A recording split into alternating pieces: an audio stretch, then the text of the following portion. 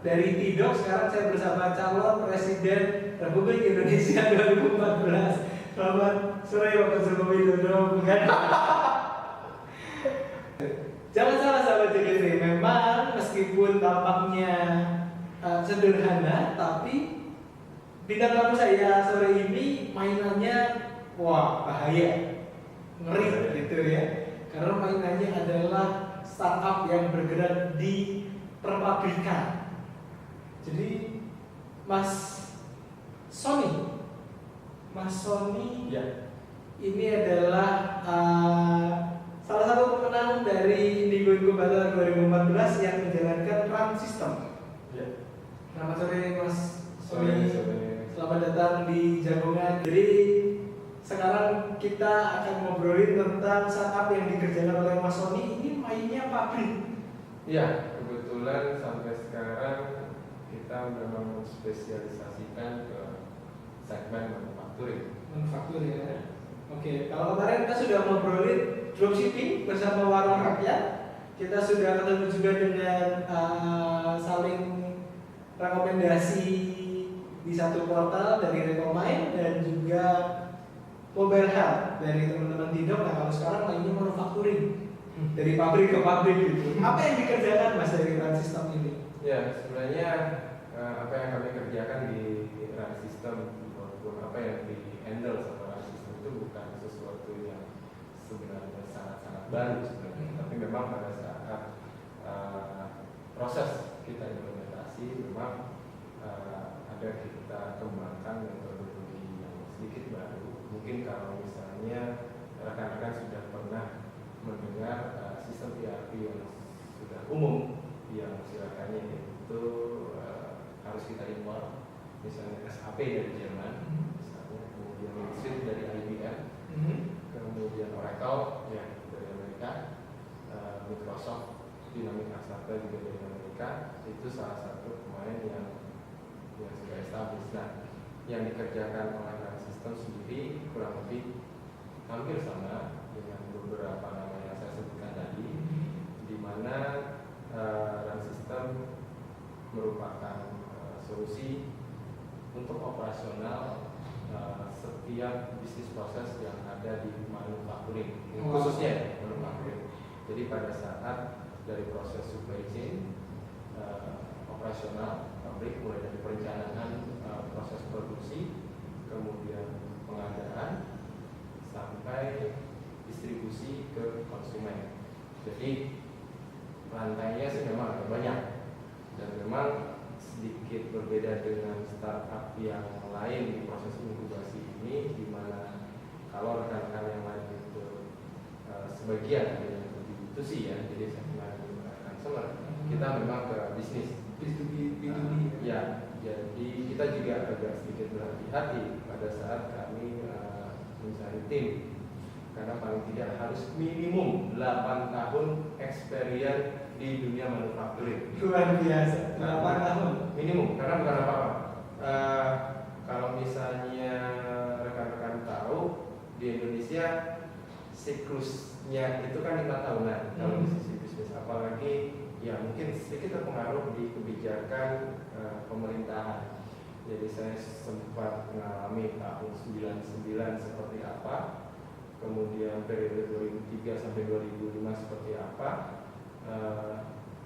Itu memang agak sedikit pendekatannya berbeda, bisnis proses di manufacturing, karena tidak lepas dari kebijakan yang diambil oleh pemerintah saat itu. yang menjabat saat itu. Betul. Jadi baik itu regulasi soal fiskalnya, artinya kalau bahasanya agak aneh. Fiskal itu artinya sebenarnya hubungannya sama perpajakan, ya. Kemudian bunga bank rate itu pengaruh sekali. Kurs sangat bikin pusing. Kemudian UMP yang terakhir, yang efeknya banyak perusahaan-perusahaan yang mau tidak mau, suka tidak suka harus relokasi ke daerah Jawa Tengah karena standar UMP-nya yang lebih rendah dibandingkan di sisi barat. Oke. Nah, jadi apa yang kita lakukan challenge-nya setiap periode tahun itu beda-beda. Kalau sekarang adalah operasional dan kontrol. Oke. Walaupun sebagian segmen manufacturing dalam rangka KAPTA tahun 2015 yang efektif bulan Januari besok nih, itu sebagian ada yang fokusnya pada penetrasi ke pasar. Nah, apa yang kami kerjakan tidak bisa setengah-setengah. Sialnya seperti itu, tidak bisa setengah-setengah. Jadi dari pengadaan bahan, baik itu bahan baku maupun barang apa saja, prosesnya juga kita harus bisa handle, dan terakhir distribusi ke konsumen, di mana hulu, proses, dan hilir wajib terintegrasi satu sama lain. Kalau salah satu tidak terintegrasi, yang pasti kita tidak bakal mengeluarkan modul itu ke market. Wow. Jadi memang satu solusi sistem informasi untuk manufaktur yang terintegrasi ya Mas ya, dan dari awal sampai akhir, dari dulu sampai ke hilir ini sudah komplit. Ya. Dan ini buatan sendiri. Ya, asli Jogja. Wow. Walaupun sampai bulan lalu tidak ada yang percaya bahwa itu asli Indonesia sebenarnya. Oke. Sampai kami tanda tangan kontrak pun itu tidak percaya kalau itu adalah aplikasi buatan anak negeri. Jujur, tak karena namanya run system ya. Tetapi sebenarnya apa yang kami lakukan di branding nama itu karena kita juga lihat opportunity untuk global ya. Bukan apa-apa. Tidak sedikit perusahaan di Indonesia, maksudnya jauh-jauh lah, di Jogja aja itu sebenarnya memiliki hubungan secara langsung maupun tidak langsung dengan manufacturing di luar. Wow. Tahun 2012 tepatnya itu banyak perusahaan Cina relokasi ke sini, terutama yang di Cina Selatan. Jadi relokasi ke Indonesia yang dia rasakan memang lebih menguntungkan dari sisi efisiensi biaya tenaga kerja. Kita selalu terjebak pada kalau di Cina itu tenaga kerja murah. Sebenarnya bukan tenaga kerjanya yang murah, produktivitasnya tinggi. Nah, tetapi kalau di Cina bagian selatan jujur udah mahal. Akhirnya banyak yang relokasi. Nah, akhirnya di sini itu dia punya hubungan supply chain ke manufacturing di luar negeri. Nah, kita pikir waktu itu adalah kenapa namanya kita tidak buat itu yang sekalian. Di mana kami sudah prepare lamaran sistem yang kita sudah daftarkan juga ke Dirjen Haki. Merek itu kita juga cek apakah di Pasifik itu ada yang gunakan, tidak. Alhamdulillah tidak. Kemudian di Eropa juga kita cek, enggak, ya udah sekalian aja. Jadilah namanya run system. Luar biasa sekali ya. Jadi seperti yang tadi Mas Odin bilang, produktivitas nih. Dengan adanya teknologi dia bisa menggantikan aktivitas-aktivitas yang cukup meribetkan dan tidak efektif gitu, sehingga bisa jauh lebih cepat, jauh lebih efisien, dan akhirnya bisa membuat banyak sekali kemudahan daripada pakai model yang lama gitu. Tapi sebenarnya pendekatan yang kami sering lakukan di beberapa pelanggan kami sebenarnya bukan melulu pada kemudahan, efisiensi, bahkan alih-alih misalnya efisiensi dari jumlah operator atau tenaga kerjanya, bukan sih sebenarnya. Tetapi beberapa contoh aja ya permasalahan yang kami sering temui di manufacturing. Kalau jasa itu kan biasanya tidak memiliki stok ya. Kemudian kalau perusahaan dagang misalnya kayak Carrefour dan sebagainya punya stok lah ya. Nah, stok perusahaan manufacturing itu cilakanya rata-rata menghabiskan duit 40% dari seluruh modal kerja. Bocor 1%, mini kelar. Nah, yang kami lakukan itu mencegah atau mengurangi tingkat kebocoran. Itu salah satu.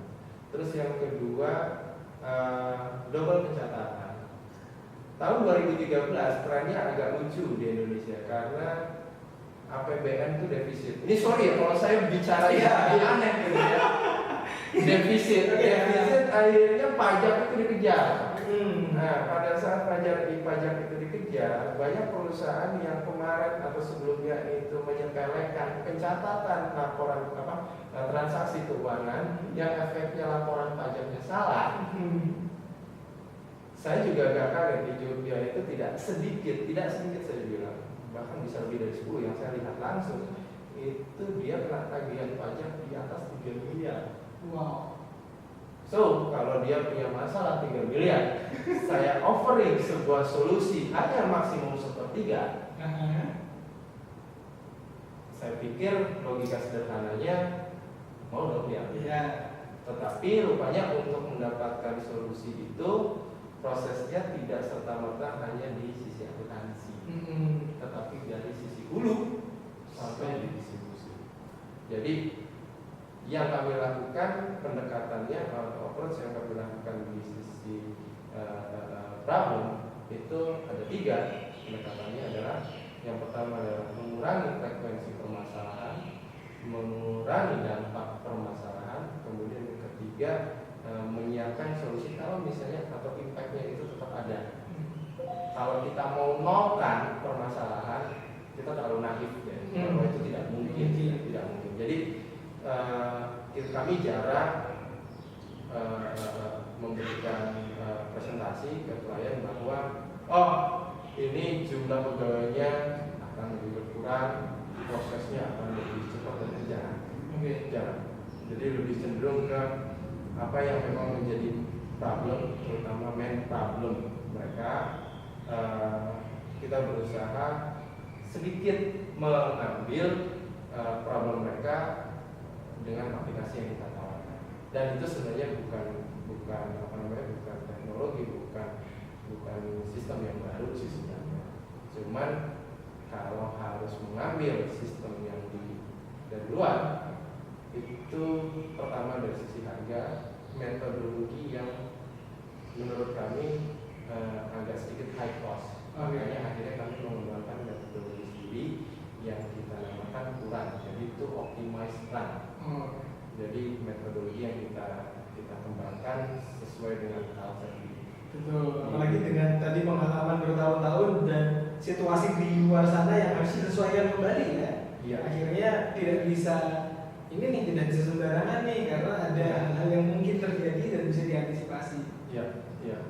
Jadi kami sangat sepakat dengan beberapa startup bahwa think global, act local gitu kan. Dan itu kita pikir rupanya tidak hanya domainnya para startup yang ke B2C. Rupanya B2B pun suka tidak suka harus lakukan itu. Think global, act local. Luar biasa sekali. Kita belajar banyak sekali ya Mas dari ini ya. Kita tidak hanya ngomongin tentang startup, tapi kita juga melihat apa yang terjadi di Indonesia, apa yang terjadi di sekitar kita, dan bahwa anak bangsa, Mas Sony dan teman-teman ini bisa menciptakan sebuah solusi untuk manufaktur, yaitu bisnis ya modelnya di startup peran sistem ini. Wow, sampai sekarang sudah berapa yang pakai Mas? Kalau pengguna aktif itu mudah-mudahan karena kontraknya baru hari Sabtu kemarin itu 6 tambah nanti yang di di Kalimantan 1, jadi mudah-mudahan bulan ini jadi 7, total 2014 yang kita mulai dari 2013 bulan November. Mulainya baru 2013 bulan November. Berarti belum sampai 7 bulan ya. 5 sekarang bulan berapa sih? Sekarang bulan 6, berarti sekitarnya 8 bulan. Luar biasa sudah bisa dapat 7, dan 7 itu bisa menjadi angka yang besar karena ini mainannya bisnis ke bisnis ya. Memang itu challenge yang kita harus olah karena sebenarnya apa yang kami rencanakan di awal kami putuskan untuk fokus di sini di segmen ini itu adalah dalam 1 tahun yang sama itu maksimum yang kita handle itu 4. Hanya saja ya kenyataannya jadi segitu gitu loh. Saya juga bukan berarti kami agak sedikit hati-hati dengan misalnya sombong dan sebagainya, tetapi kami dihadapkan pada problem yang mereka hadapi dan itu jujur kasihan Pak. Oke. Itu kasihan sekali. Jadi ya sama lah kalau misalnya 1 bulan sekali dia punya kerugian yang dia catat itu senilai dengan 1 Innova. Jadi kalau kami selalu analoginya adalah mobil Innova atau mobil Avanza. Oke. Jadi kalau misalnya dia 1 bulan di inventory misalnya di spare partnya 1 Innova misalnya kan, misalnya dia bilang daripada saya 1 Innova mendingan nggak sampai setengahnya saya bagi dulu antara saya dan karyawan saya, kenapa tidak? Oke. Itu bukan karena mereka sengaja sih sebenarnya, karena memang keterbatasan yang ya kondisi lah, saya pikir sih kondisi. Mereka juga agak punya ketakutan sebenarnya pada saat mereka mengimplementasi ERP.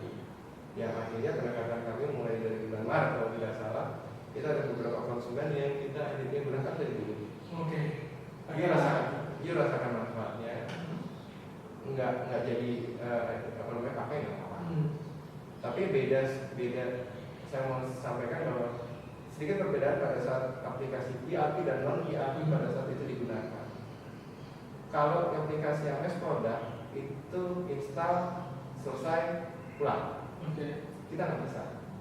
Maintain terus. Kita ada yang namanya fase post go live, itu kita harus awasi, kemudian kita harus kasih support, di mana supportnya bukan teknis istilahnya. Jadi ada salah satu anggota tim spesialisasinya masalah accounting file. Yang ditanyakan bukan sistem, bukan software, gimana komputer, enggak. Dia nanya soal accounting system, financial system. Kemudian ada yang di sisi di manufacturing itu ada beberapa tool management gitu, ada visual stream mapping, ada lean manufacturing, kalau di startup mungkin ya mungkin. Kemudian ada kita harus sampai buatin BSC-nya, balance scorecard-nya, KPI-nya. Jadi beberapa alat kontrol yang kita juga biasanya harus set up dan kita juga harus pastikan bahwa sistem itu jalan. Nah itu yang memang agak sedikit membedakan. Yang akhirnya kenapa kami cuma membatasi dalam 1 tahun 4 maksimal. Karena memang resource saat ini mampunya segitu. Nah itu akhirnya juga kita sadar bahwa ya ini juga gara-gara kami juga gitu, bahwa orang yang akan bergabung itu paling tidak dia harus punya experience di bidang yang sama itu 8 tahun. Kalau misalnya dia cuma 2 tahun, 3 tahun, takut kali sih beberapa siklus dia tidak dapat. Oke, pengalamannya untuk bisa menghasilkan konsultasi yang baik gitu. Iya. Karena salah ambil keputusan, impactnya ke ratusan bahkan ribuan orang. Nah, itu yang benar. Jadi ini mainnya berhati-hati dan skala besar gitu ya, tidak bisa sembarangan. Wow, ini obrolan kita luar biasa sekali ya hari ini. Kita mendapatkan banyak tambahan ilmu sahabat JDP, luar biasa menarik dan semoga ini bisa terus berkembang Mas Sony. Dan intinya kan startup ini bagaimana kita bisa menyelesaikan masalah dengan pemanfaatan teknologi yang tepat guna. Ya. Jadi dari 4 pemenang Indigo Incubator yang sudah saya temui hari ini menyenangkan sekali.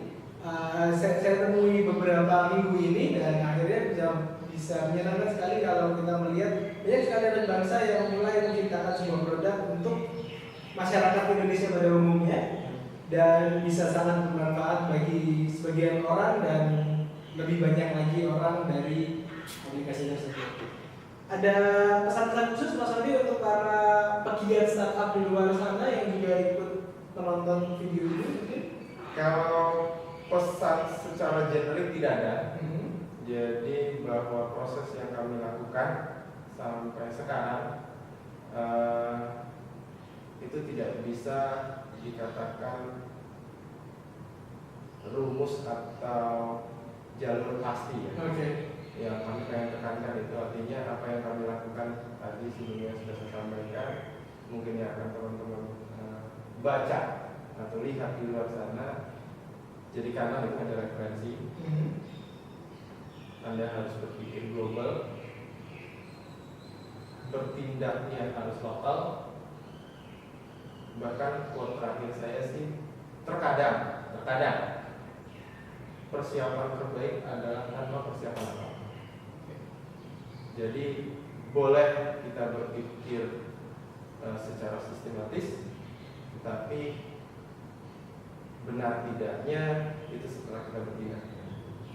Jangan takut untuk mencoba, karena itu tadi ya, persiapan terbaik kadang tanpa persiapan. Selamat mencoba, selamat menciptakan sesuatu yang bermanfaat bagi banyak orang dan tidak perlu takut gagal, Ya, karena justru itulah proses belajar.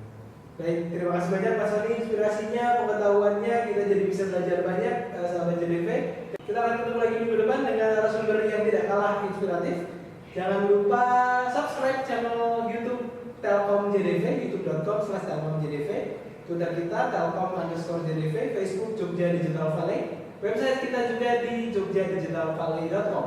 Saya Ini Rahmana sebagai host, terima kasih juga untuk Bapak Afid Husni, kameramen kita di Jagoan, dan Bapak Produser Saga Edi Karangana. Selamat sore, selamat melanjutkan.